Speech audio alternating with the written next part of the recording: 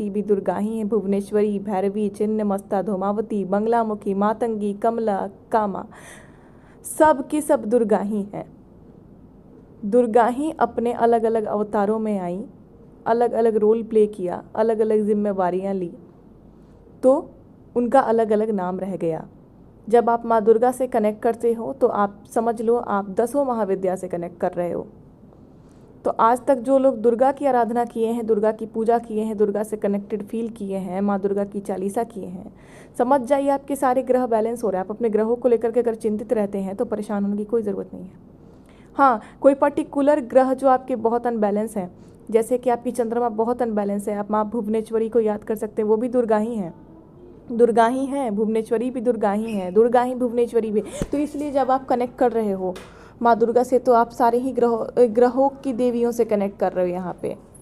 जैसे कि सारी ग्रहों की देवियों का नाम यहाँ दिया हुआ है और वो सब दुर्गा का ही अंश है। तो 10 Mahavidya is a part of Durga और उसी पार्ट को मिलाकर एक दुर्गा बनी है।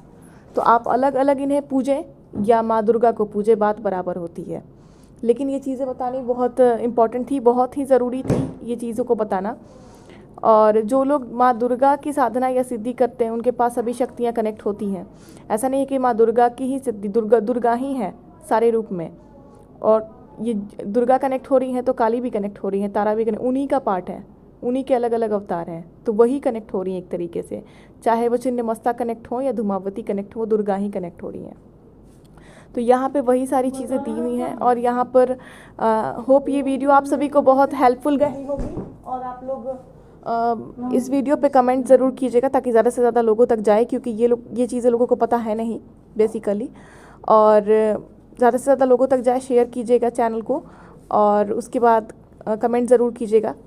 और अगर आप में से कोई ब्लैक मैजिक किया कराया इन सब चीज़ों से परेशान हो चुका है, आपके ग्रह बहुत ज़्यादा अनबैलेंस हो चुके हैं, आपकी हेल्थ बहुत ज़्यादा अनबैलेंस हो चुकी है, आपको लगता है कुछ ना कुछ नेगेटिविटीज़ है, आपके घर में मनी ब्लॉकेज है, नेगेटिविटीज़ है, ब्लैक मैजिक है, थर्ड पार्टी इशू है, अगर आपका रिश्ता ख़राब है, किसी भी तरीके की दिक्कत है, तो आप मेरे नंबर पर उसके लिए कनेक्ट